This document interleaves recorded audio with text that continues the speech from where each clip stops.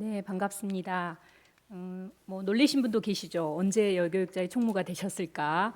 네, 11월 1일부터 일을 하게 됐습니다. 어쨌든 서울제일교회 교우님들과 이제 두 번째 제가 하나님의 말씀을 나눌 수 있도록 나누게 됐는데요. 이렇게 인도해 주신 하나님께 먼저 감사를 드립니다. 오늘의 말씀은 여러분이 정말 수도 없이 들었던 성서 본문 말씀입니다. 그럼에도 불구하고 오늘의 말씀은 신구약 성서의 핵심이요, 예수님께서 모든 계명 중에 첫째라고 말씀하셨고 또 이보다 더 큰 계명은 없다고 하신 하나님 사랑과 이웃 사랑입니다. 오늘 설교 말씀을 통해서 여러분이 어쩌면 그동안 들었던 하나님 사랑, 이웃 사랑의 말씀보다 더 여러 번 정말 귀에 인이 박히도록 여러 번 반복적으로 들으실 텐데요. 물론 여기 계신 여러분 모두는 하나님을 사랑하고 이웃을 누구보다도 사랑하는 분들인 것을 너무나 잘 알고 있습니다. 그럼에도 불구하고 오늘 다시금 나의 하나님 사랑, 이웃 사랑을 점검해보는 그런 시간이 되기를 바라서 이 말씀을 준비했습니다. 저의 친정집에는 가훈과 가가와 가헌이 있습니다. 참 힘들었습니다. 가훈은 경천애인, 기독교인 가정에 대부분 많이 있죠. 경천애인이었고 하나님을 공경하고 사람을 사랑하라였고요. 가가는 여러분도 다 아는 찬송가, 어린이 찬송가에 이웃을 내 몸같이 사랑하라신 노래가 있습니다. 그게 어렸을 적부터 저희 집 가가였고요. 가족이 모이면 예배 드릴 때 항상 부르는 찬송가였습니다. 그리고 제일 힘들었던 것은 가헌 10조가 있습니다. 10가지를 지키면서 살아야 해요. 그런데 그 중에 5조가 구휼약자였습니다. 그래서 가난한 사람 구제에 힘쓰고 약자를 돕고 불쌍히 여겨라 였는데요. 그래서 어렸을 적부터 부모님이 하나님을 사랑하는 모습과 이웃을 사랑하는 모습을 보면서 이 둘은 하나라는 것을 배우면서 성장했습니다. 그래서 저의 삶의 화두는 늘 하나님 사랑, 이웃 사랑이었다고 해도 과언이 아니었을 텐데요. 어떻게 하나님을 사랑하는 증거로 이웃 사랑을 실천하면서 살아갈까 하는 고민을 참 많이 하면서 살았고, 고등학교도 미션 스쿨 다니면서 이 화두는 계속 발전했고, 대학에서 철학을 하면서도 이게 어쩌면 저의 실존에 대한 고민 그리고 삶의 화두였다고 이제 생각을 하는데요. 이런 고민에 대한 성서신학적인 답을 주신 분이 바로 저의 스승님이신 민중신학자 안병무 선생님이셨습니다. 제가 87년 대학원에 와서 그분을 처음 만났고요. 그 전에 책으로 많이 만났지만 이후 저의 삶의 화두는 하나님 사랑, 이웃 사랑을 구체화할 수 있었습니다. 그래서 그때부터 저의 화두는 예수, 민중, 여성으로 바뀌었습니다. 오늘의 저를 있게 한 분이 바로 어쩌면 저희 부모님 그리고 목사님 안병무 교수님이었다고 저는 생각을 합니다. 제가 마지막 제자이니 여기 계신 이제 60세 이상의 선배님들은 어쩌면 안병무 선생님의 민중신학의 세례를 받았고 또 민중신학을 자양분 삼아 성장하여 민중교회 목회, 에큐메니칼 운동, 생명선교, 대사회선교를 하고 있다고 해도 과언이 아닐 것입니다. 지난 10월 16일에 열린 안병무 선생님 탄생 100주년 추모 강연회에 제자들이 참 많이 참석하셨습니다. 물론 제일교회 교우들도 참 많이 참석해 주셔서 너무 감사했습니다. 이 자리를 빌어서 감사 인사드립니다. 저의 스승님은 여러분도 잘 알다시피 예수와 민중을 동일시했습니다. 요한복음 1장 19절에 있는 세상 죄를 지고 가는 하나님의 어린 양이라는 말씀을 아주 자주 하셨습니다. 그리고 히브리서 13장 12절로 13절의 말씀, 주님이 성문 밖에서 고난을 당하셨으니 우리도 성문 밖에 계신 그분께 나아가서 그분이 겪으신 치욕을 함께 겪읍시다는 말씀을 심오하고 아름답다고까지 말씀하셨던 기억이 납니다. 성문 밖은 민중이 살고 있는 지역으로 바로 거기에서 그리스도의 사건이 일어나고 있다고 말씀하셨습니다. 오늘 이웃사랑이라는 표현은 아까 우리 집사님이 기도하였을 때 사회적 약자라는 표현도 쓰셨지만 오늘 우리가 제가 이웃사랑이란 말을 표현을 할 때마다 신학에서는 민중이지만 사회적 약자, 취약계층, 지극히 보잘것없는 자, 우리의 돌봄이 필요한 자 이런 개념으로 이해하시면 좋을 것 같습니다. 그리고 안 박사님은 제가 안 박사님과 2년 반 동안 안 박사님의 글을 이제 안 박사님이 연로하셔서 글을 손으로 쓰기 힘드셨어요. 그래서 이제 딕테이션이라고 이렇게 부르면 제가 온고지에 써서 이제 신학연구소에 보내는 그런 역할을 대학원 다니면서 제가 했었는데요. 제가 대학원을 졸업하고 이제 대학원을 졸업할 시기가 됐을 때 안 박사님께서는 이런 말씀을 하셨어요. 교회에는 이미 체제가 굳어져 거기에 들어갈 수 없는 사람들, 누구죠? 사회적 약자죠. 요새는 뭐 또 많은 사회적 문제가 있는데 어쨌든 민중들이 들어갈 수 없는 민중들이 많으면 많을수록 그 교회는 기득권을 지키려고 하고, 그래서 성문 밖으로부터 성문 안으로 들어가려고 하기 때문에 이웃을 위한 장소이기보다는 자기 보존과 확대를 위한 장소가 되어버렸다, 이렇게 한탄하시면서 저에게 이렇게 말씀하셨어요. 너는 교회 밖에서 교회 십자가를 바로 세우는 일을 해라. 교회 밖에서 예수의 얼굴을 제대로 그리는 용기를 실천해라. 우는 자와 함께 울어라. 그것이 예수의 길을 따르는 삶이다. 이게 안 박사님께서 저에게 주신 유언과도 같은 말씀이셨습니다. 그래서 저는 교회 목회보다는 기관 사역을 통해 교회 십자가를 바로 세워보려고, 예수님의 얼굴을 제대로 한번 그려보려고 여러 모양으로 거의 민중신학과 여성신학을 삶으로 실천하면서 거의 30여 년을 애쓰면서 살아왔습니다.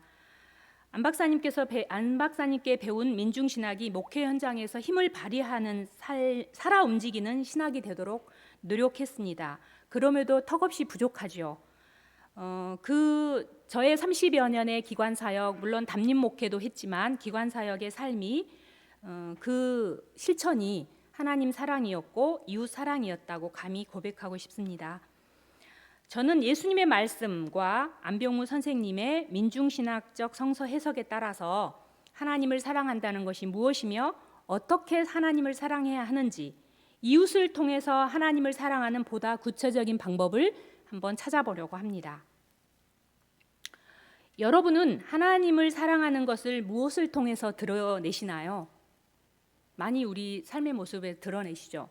보통 우리가 하나님 사랑은 주일 예배 성수하는 거, 말씀 묵상하는 거, 봉사하는 거, 11조 하는 거, 새벽기도 하는 거, 여러 가지 헌금하는 거, 이런 것을 통해서 우리는 하나님의 사랑을 드러내려고 애쓰면서 살아갑니다. 어쩌면 대부분의 그리스도인들이 위에서 열거한 것들을 열심히 행하는 것이 하나님을 사랑하는 것으로 알고 있습니다. 그런데 하나님을 누구보다도 사랑했던 예수님께서는 어떤 사람이 하나님을 사랑하는 사람이라고 말씀하셨나요? 이웃 사랑의 좋은 모범을 보인 선한 사마리아 사람이 진정으로 하나님을 사랑하는 사람이라고 말씀하시면서 영생을 얻는 길은 하나님만을 사랑하는 것이 아니라 이웃을 내 몸과 같이 사랑하는 것까지 포함해야 한다고 말씀하셨습니다. 즉, 이웃을 사랑하는 것이 영생을 얻는 길이라는 사실이죠. 이웃 사랑 없이 하나님만을 사랑한다는 것으로 영생을 얻을 수 없다는 것입니다. 예수님의 이웃 사랑의 명령은 당시 유대교의 이웃 사랑과 비교할 때 아주 달랐습니다. 유대교에서 이웃을 뜻하는 헬라어 플레시오는 유대교의 율법을 지키는 선민 이스라엘 사람을 의미했습니다. 그래서 이스라엘 민족 안에서도 죄인들은, 소위 그들이 말하는 죄인들은 율법에서 소외되어 있었기 때문에 이웃이 아니었습니다. 따라서 이웃 사랑의 실천에서 저들은 제외되었죠. 그런데 예수님께서는 선한 사마리아 사람의 비유에서 이웃의 범위를 확대했습니다. 그래서 죄인이라 불리는 사마리아인뿐만 아니라 비유대인도 이웃에 포함시킴으로써 이웃에 대한 개념을 확장시키고 있습니다. 여러분들이 너무나 잘 알고 있는 선한 사마리아 사람의 비유에서 내 이웃이 누구입니까? 라는 질문이 있습니다. 이 질문은 나 자신을 중심에 두고 이웃을 찾는 질문에 대한 답으로 시작합니다. 그런데 예수님의 대답은 바로 질문 자체를 비판함으로 다른 시각에서 참 이웃을 제시했다는 데 큰 의미를 찾을 수 있습니다. 예수님은 내가 아니라 순환당한 자를 중심에 두고 그에게 누가 이웃이냐고 질문함으로 나에게서 너에게로 중심을 옮겨 놓아 그 의미가 달라졌습니다. 즉, 이웃은 순환당한 자를 돕는 자 자신이라는 것입니다. 여기서 주체와 객체가 바뀐 셈이죠. 예수님은 내가 누가 내 이웃이냐를 누구에게 내가 이웃이냐로 바꾸었습니다. 나 대신 바로 너가 중심이 되었습니다. 도움을 필요로 하는 사람의 필요에 응해서 행위하는 것이 중요하고 그 필요에 그대로 응함으로써 너로서의 이웃이 된다는 것입니다. 예수님은 하나님을 사랑하고 내 이웃을 내 몸과 같이 사랑하라는 것을 윤리 생활의 근간으로 내세움으로써 하나님 사랑을 역사적 대상과 직결시켰습니다. 그 대상이 바로 민중이었습니다. 이렇게 함으로써 이웃을 빼고 하나님을 생각하거나 사랑할 수 없으며 이웃을 외면한 채 하나님에 이르는 직통로는 없게 만들었던 것입니다. 유대교에서 이 둘은 연결된 것이 아니라 따로였어요. 하나님 사랑과 이웃 사랑은. 근데 예수님은 이 둘을 하나로 만드셨습니다. 그렇다면 예수님께서 말씀하시는 우리가 사랑해야 할 이웃은 누구일까요? 마태복음 25장 최후 심판 이야기에 너무나 잘 나와 있습니다. 누군가의 도움을 필요로 하는 지극히 보잘것없는 자, 사회적 약자, 민중, 취약계층 여러 가지 표현을 우리가 할 수 있겠죠. 예수님께서 이렇게 말씀하십니다. 내가 진실로 너희에게 이르노니 너희가 여기 형제 중에 지극히 작은 자 하나에게 한 것이 곧 내게 한 것이니라 말씀하셨습니다. 이 말은 결국 눈에 보이지 않는 하나님을 사랑하는 것의 증거는 눈에 보이는 지극히 보잘것없는 자에 대한 사랑의 실천이라는 것입니다. 하나님을 사랑한다는 것은 이웃 사랑으로 인증된다는 말씀입니다. 예수님께서는 하나님을 사랑하는 기초 위에 이웃 사랑이란 집을 지으러 이 땅에 오신 분이라고 생각합니다. 결국 예수님의 이웃 사랑은 이웃이 지금 어떤 상황에서 무엇을 필요로 하는가에서 출발합니다. 사마리아 사람으로 하여금 참된 이웃이 되게 한 장본인은 누구입니까? 바로 순환당한 사람 자신입니다. 이웃을 사랑하라는 것이 가장 큰 계명에 속한다면 그를 이 같은 이웃이 되게 하고 이웃이 될 기회를 준 장본인은 바로 순환자 자신이라는 것이죠. 강도 만난 사람이 선한 사마리아 사람의 구원자가 된 것입니다. 최후 심판 이야기에서도 지극히 보잘것없는 자에게 돌봄 행위를 한 이웃을 사랑한 사람만이 의인으로 분류되어 영생에 들어가게 되는 것을 볼 수 있었습니다. 천체 물리학자요 종교학자인 스웨덴 보리, 여러분 아마 한 번쯤 들어보셨을 텐데 우리나라에도 스웨덴 보리 학파가 있습니다. 천국과 지옥이라는 책을 쓰셨는데요. 이분이 이제 천재 물리학자였어요. 1700년대 분인데요. 이분이 쓴 천국과 지옥이라는 책이 너무나 방대해서 한국에 있는 스웨덴 보리 학파가 위대한 선물이라는 책을 아주 이렇게 축약적으로 쉽게 쓴 책이 위대한 선물이라는 책인데요. 저도 어느 분의 선물로 아주 오래전에 받았는데 그 책에서도 그 수많은 체험, 천국과 지옥을 오갔던 그 체험기에서도 지극히 보잘것없는 이웃을 구체적으로 사랑한 사람만이 천국에 갈 수 있다고 증언하고 있습니다. 그 책의 내용에 어떤 사람이 천국에 왔는지 쭉 나오거든요. 결국 나의 도움을 절실히 필요로 하는 지극히 보잘것없는 우리의 이웃이 나를 천국으로 인도해주는 구원자라는 말입니다. 여기에서 성서와 이 스웨덴 보리의 체험기에서 민중이 메시아라는 안병무 선생님의 민중신학적 주장이 설득력을 얻는다고 저는 생각을 했습니다. 주님께서 계명의 핵심을 말씀하시자 주님을 찾아왔던 서기관이 하나님을 사랑하는 것과 이웃을 사랑하는 것은 하나님께 드리는 모든 번제와 다른 희생제보다 더 낫다고 말했죠. 그 서기관은 예수님께서 우리에게 요구하시는 것이 번제물과 희생제물을 드리는 것과 같은 종교적 예배 행위가 아니라 하나님을 사랑하는 구체적인 방법이 곧 이웃을 사랑하는 것임을 알았던 것입니다. 예수님께서는 이 서기관에게 뭐라고 말씀하셨나요? 내가 하나님 나라에서 멀지 않도다 라고 말씀하셨어요. 우리는 모두 이 땅에서 하나님 나라를 만들기 위해 그리고 하나님 나라에 더 가까이 위해 무던히도 애쓰면서 살아가고 있습니다. 그럼에도 혹여 직업적인 또 종교적이었던 레위인이나 제사장처럼 나의 도움을 절실히 갈구하는 이웃을 보지 못하고 하나님을 사랑한다고 말하면서도 이웃 사랑을 실천하지 못함으로 인해 하나님 나라에서 멀어져 가고 있지는 않는지 오늘 나 자신의 모습을 돌아보게 됩니다. 예수님께서는 신명기서의 말씀을 인용하면서 하나님 사랑과 이웃 사랑을 하나라고 말씀하고 계십니다. 마가복음 12장 30절로 31절에 보면 예수님께서는 신명기에 마음, 뜻, 힘을 다하여 사랑하는 말씀에 목숨을 추가했습니다. 목숨은 하나밖에 없는 거죠. 그리고 모든 사람이 가장 귀하게 여기고 있습니다. 무엇과도 바꿀 수 없는 것인데 그 정도로 목숨을 다할 정도로 하나님을 사랑하고 그 정도로 이웃을 사랑하라고 말씀하고 있습니다. 요한일서 4장 19절로 21절 말씀에 우리가 하나님을 사랑하는 것은 그분이 먼저 우리를 사랑하셨기 때문이라고 합니다.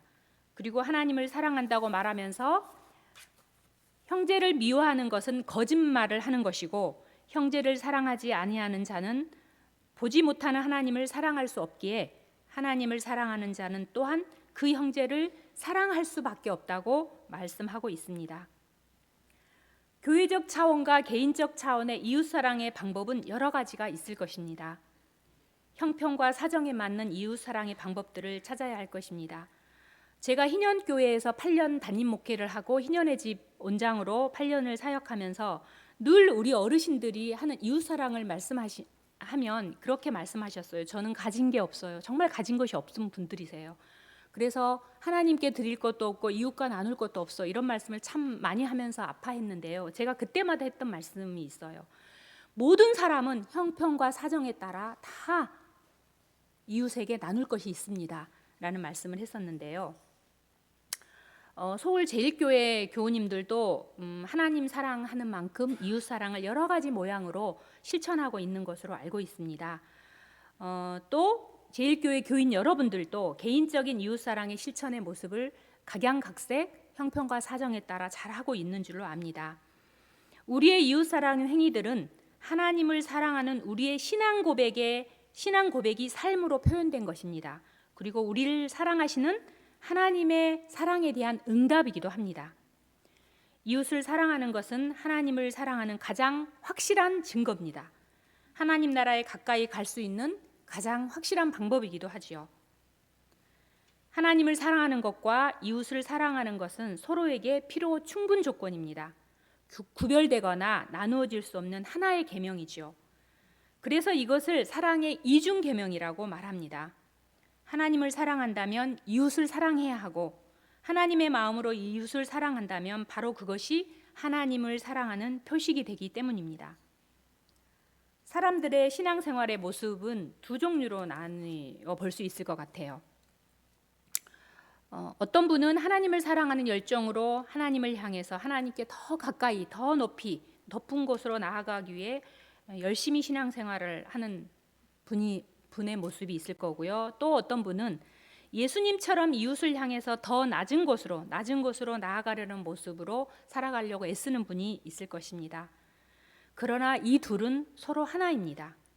둘의 균형이 중요하다고 저는 생각을 합니다. 하나님을 사랑하는 사람이 이웃을 사랑하지 않을 수 없다고 제가 말씀드렸죠. 이웃을 사랑하는 사람이 하나님을 사랑하지 않을 수 없기 때문입니다. 이사야서 58장에서도 하나님을 향한, 하나님을 기쁘시게 하는 참된 금식은 하나님께로 향해 가는 것이 아니라 이웃을 향해 있다고 말하고 있습니다. 하나님께서는 이웃을 향한 여러분의 사랑의 마음과 사랑의 실천을 보시고 여러분이 얼마나 하나님을 사랑하고 있는지 판단하신다는 것입니다. 예수님께서도 이렇게 말씀하셨습니다. 눈에 보이지 않는 형제를 사랑하지 못하는 자가 어떻게 눈에 보이지 않는 하나님을 사랑한다고 말할 수 있느냐라고 말입니다. 이 말씀은 곧 형제를, 이웃을 사랑하는 자는 눈에 보이지 않는 하나님 또한 사랑하고 있다는 것을 간접적으로 보여주고 있다는 뜻입니다. 500년 전 종교개혁을 주도한 루터, 종교개혁 주일 지났죠. 의인은 믿음으로 살리라는 의인론으로 인해서 개신교에서는 믿음과 섬김의 실천의 관계에서 믿음이 강조되고 행함이 약화되기도 했습니다.